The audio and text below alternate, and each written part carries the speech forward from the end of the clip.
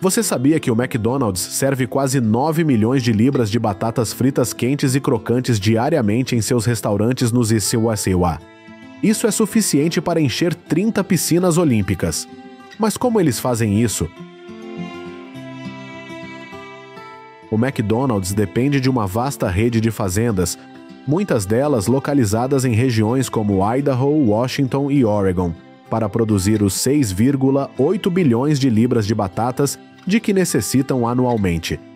Estes estados são ideais para o cultivo da batata, graças ao seu solo vulcânico rico em nutrientes e ao clima que promove o crescimento saudável da batata. As modernas colheitadeiras de batata, capazes de levantar 16 fileiras de batatas por vez, são equipadas com tecnologia de ponta para maximizar a eficiência. Em Idaho, a temporada de colheita normalmente começa em setembro. Frotas de máquinas movem-se por vastos campos e as suas unidades de escavação recolhem tubérculos e solo, que são depois peneirados em correias transportadoras. Um sistema de peneiramento inteligente separa as pedras das batatas usando um fluxo de ar ascendente. Os tubérculos mais leves são levantados enquanto as pedras mais pesadas caem. Outras matérias, como raízes e caules, são descartadas no campo como resíduos vegetais. Essa configuração pode processar cerca de 3 milhões de libras de solo por hectare de terra colhida, coletando até 60 mil libras de batatas por hora. O processo não para por aí. As batatas devem ser processadas 7 horas após a colheita para evitar o escurecimento enzimático, mas é impossível processar esta enorme quantidade de batatas tão rapidamente. Assim, após a colheita, as batatas são transferidas para este caminhão, que as levará até uma estação, onde serão descarregadas em esteiras transportadoras. Cada um desses caminhões transporta cerca de 110 mil libras de batatas do campo. Aqui, quaisquer batatas danificadas, germinadas ou podres, são removidas, enquanto as saudáveis são transferidas para instalações de armazenamento climatizadas que podem conter mais de 220 milhões e 400 mil libras de batatas. Depois de secas por 7 a 10 dias, elas estão finalmente prontas para processamento, mas algumas batatas podem ser armazenadas por meses com protocolos específicos. Apenas as melhores batatas são escolhidas para as batatas fritas do McDonald's, principalmente a variedade Russet Burbank. Esta batata é preferida por seu formato longo e reto, ideal para batatas fritas, e seu baixo teor de umidade, o que garante uma textura crocante. Os colhedores devem ter cuidado, pois mesmo o menor hematoma pode comprometer a qualidade. É por isso que apenas 70% das batatas colhidas são selecionadas para processamento, enquanto o restante pode ser destinado à alimentação animal ou a outros produtos à base de batata. Um jogador importante é a J.R. Simplot Company, parceira do McDonald's desde 1960, que sozinha produz 15% das batatas que se transformam em batatas fritas do McDonald's. Essas batatas inteiras, frescas do solo, formam a base das batatas fritas do McDonald's, desmascarando mitos antigos sobre o uso da gosma de batata em sua produção. Na verdade, o McDonald's tem estado tão empenhado em usar batatas não OGM que rejeitou a batata inata desenvolvida pela Simplot para machucar menos e liberar menos compostos nocivos durante a fritura. Assim que as batatas chegam às instalações de processamento, como a fábrica da Simplot em Caldwell, Idaho, o primeiro passo é lavá-las para remover a sujidade e os detritos. As batatas são então descascadas em uma máquina a vapor de alta pressão, que arranca a casca. Quaisquer imperfeições restantes são cortadas à mão pelos trabalhadores para garantir que cada batata esteja impecável. A velocidade é fundamental. Fábricas como esta processam até 1 milhão de libras de batatas por dia. Para obter a batata frita perfeita do McDonald's, as batatas são injetadas em tubos a 120 km por hora e cortadas em seu formato icônico por uma grade de facas afiadas. Cada batata frita deve ter entre 1/4 e 1/3 de polegada de espessura, sendo a consistência uma prioridade. Após o corte, as batatas fritas passam por uma série de testes de controle de qualidade. Scanners ópticos inspecionam cada alevino, sinalizando qualquer um com falhas visíveis para remoção. Mas as batatas fritas do McDonald's não são apenas batatas. Se você olhar atentamente a lista de ingredientes, notará algumas adições surpreendentes. A dextrose, um açúcar simples feito de milho, é usada para manter a cor dourada das batatas fritas, enquanto o pirofosfato ácido de sódio ajuda a reduzir um agente cancerígeno que se forma quando as batatas são fritas. Um dos aditivos mais exclusivos, porém, é o sabor natural da carne bovina. Após essas adições, as batatas fritas são escaldadas em água fervente para remover os açúcares naturais e depois secas antes de serem parcialmente fritas. Este processo de cozimento duplo, uma batata frita na fábrica e outra no restaurante, é crucial para obter o exterior crocante e viciante das batatas fritas. A primeira fritura ocorre em cubas de óleo vegetal aquecidas a quase 400 graus Fahrenheit. O McDonald's já usou óleos parcialmente hidrogenados, mas mudou para uma mistura sem gordura trans em 2008, depois de testar 18 óleos diferentes. Depois, as batatas fritas são congeladas rapidamente em um túnel que reduz sua temperatura para 10 graus Fahrenheit. Este congelamento rápido mantém o frescor e a textura, preparando as batatas fritas para o transporte. A segurança alimentar é fundamental, com cada lote sendo submetido a testes rigorosos de cor, teor de umidade e qualidade. As fábricas que produzem batatas fritas McDonald's produzem mais de 3 bilhões de libras de batatas fritas anualmente, com cada fábrica capaz de produzir 2.000 libras de batatas fritas por minuto.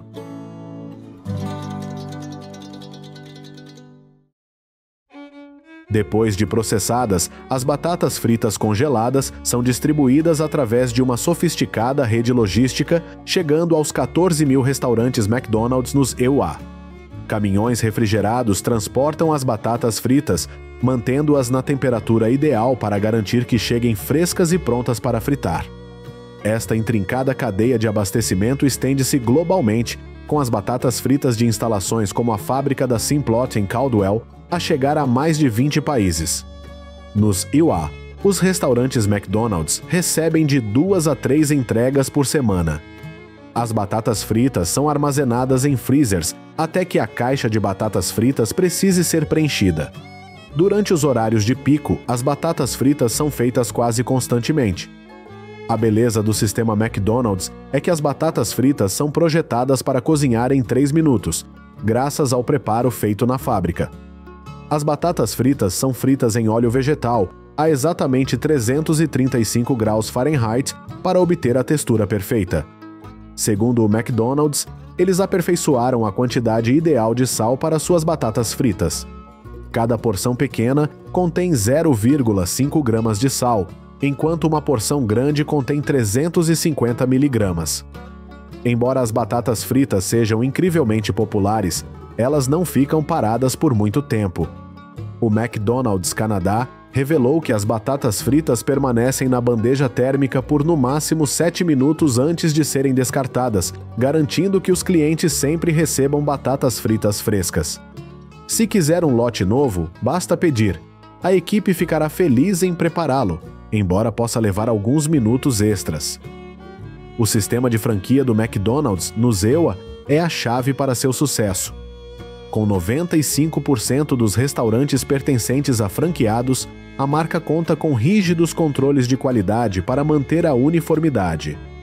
Esteja você em Nova York ou na Califórnia, as batatas fritas têm o mesmo sabor. Em países como o Japão, o McDonald's até adaptou suas batatas fritas aos gostos locais, oferecendo-lhes temperos exclusivos, como pó de algas marinhas ou combinando-as com molho teriyaki. Globalmente, o McDonald's atende 70 milhões de clientes diariamente. Portanto, não importa onde você esteja no mundo, as batatas fritas do McDonald's provavelmente continuam sendo um dos itens mais apreciados do cardápio.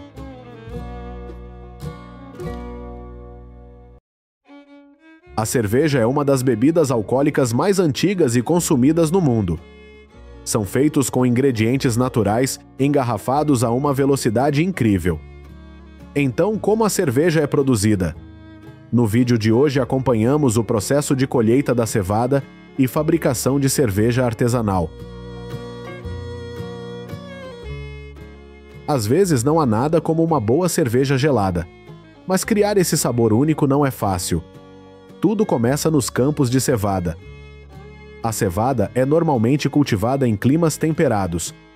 Nos Estados Unidos, as regiões Norte e Oeste são as principais regiões produtoras de cevada. Entre eles, Idaho, Montana, Dakota do Norte e Washington são os principais estados produtores de cevada. A cevada é semeada na primavera. A princípio parecerá grama. Depois de atingirem uma altura de 30 a 40 centímetros, começarão a formar sementes. As condições de cultivo da cevada podem variar dependendo da cultivar. No entanto, a cevada cresce melhor até 13 grisrice. A época da colheita da cevada depende da umidade dos grãos e do clima do campo. A cevada está madura e pronta para a colheita, quando o teor de umidade do grão varia de 12,5% a 18%. Se o teor de umidade do grão for inferior, os agricultores terão de tomar medidas especiais de armazenamento se o grão estiver demasiado úmido. A cevada geralmente é colhida em colheitadeiras e debulhadoras de cevada. A colheita da cevada é tratada com especial cuidado. Se for utilizada para produzir malte, os padrões de colheita são mais elevados. A cevada em si precisa estar seca para que a colheitadeira possa separar facilmente o grão da palha. Normalmente, a cevada de inverno é colhida em julho e a cevada de primavera é colhida em agosto. Após a colheita, a cevada é trazida para este local, onde será amostrada e testada quanto aos níveis de germinação e diversos parâmetros de qualidade que garantem a qualidade. Os produtores devem considerar muitos fatores, incluindo adesão da pele, mofo, danos causados pela geada e doenças comuns nas plantas. Depois de passar no teste, o próximo passo é a maltagem. Os grãos de cevada após a colheita são ricos em amido e têm cheiro de grama. Se você preparar cerveja imediatamente, o fermento não conseguirá acessar esses carboidratos complexos. Portanto, a maltagem é o processo-chave para converter a cevada em malte e determina a cor, o aroma e o sabor da cerveja. Comece mergulhando a cevada em água e deixando-a absorver a umidade.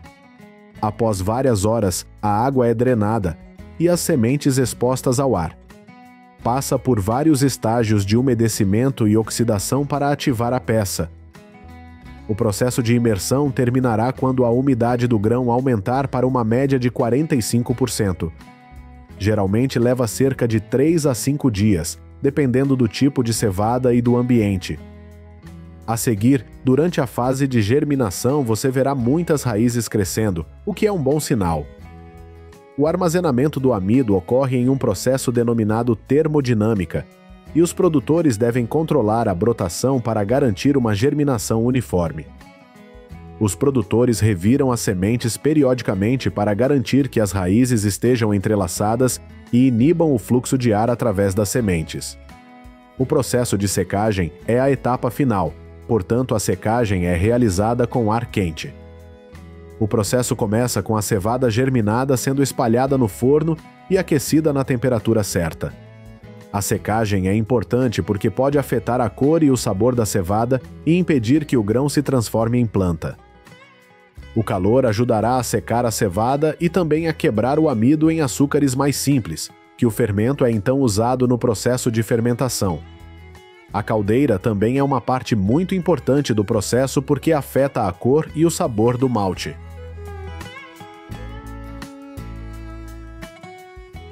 A cevada canadense é conhecida em todo o mundo pela sua alta qualidade, com mais de 23 mil agricultores produzindo aproximadamente 8 milhões de toneladas de cevada por ano. Os produtores retiram a cevada do campo e ela passa por um processo de muda na fábrica. Mas por que a cevada foi escolhida para fazer cerveja? A cevada é o grão número 1 utilizado na produção de cerveja, porque tem as propriedades certas.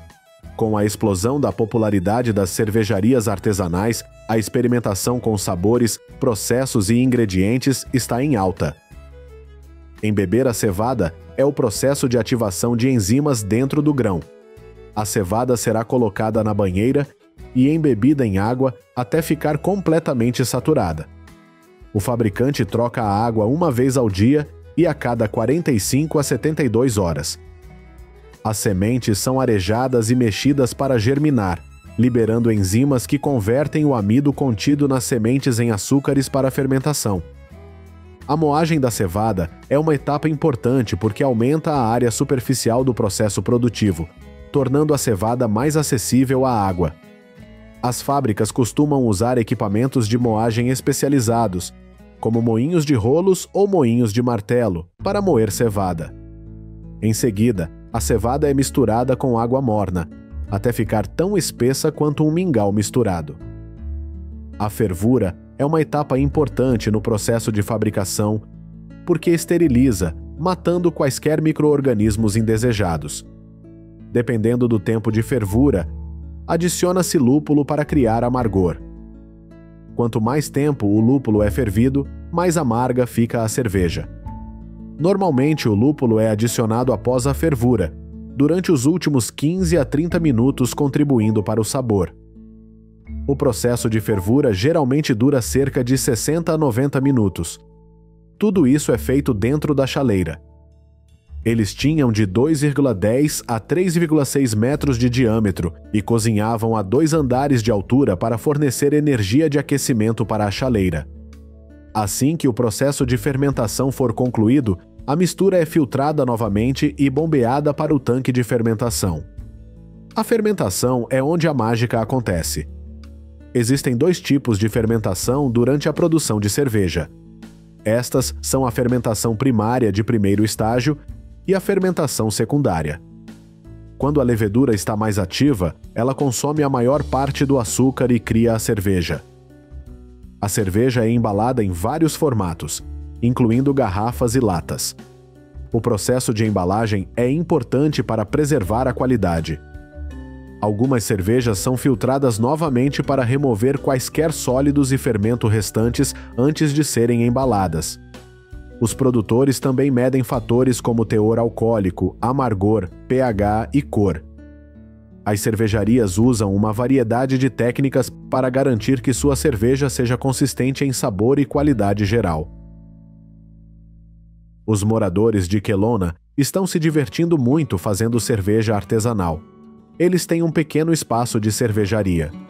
Embora pequena em escala, cada etapa da produção é semelhante às grandes fábricas. Eles trabalham duro para produzir cerveja de qualidade. Ter vários barris cheios de cerveja abre muitas oportunidades para criar muitos estilos diferentes de cerveja. Kelowna está localizada no extremo norte do deserto, então a escassez de água se tornou um problema para os cervejeiros. Ao usar um sistema de chaleira padrão, um cervejeiro precisa de 4 a 6 litros de água para fazer 1 litro de cerveja. Como a quantidade de água necessária é muito grande, economizar água é importante. Eles podem filtrar e reutilizar água limpa em tanques de fermentação para fazer o próximo lote de cerveja. Os cervejeiros estão conscientes e sensíveis à expansão desta indústria agrícola. O desenvolvimento econômico e o respeito pelo ambiente são o que eles pretendem almejar. Eles usam grãos gastos após o processo de fermentação como ração animal.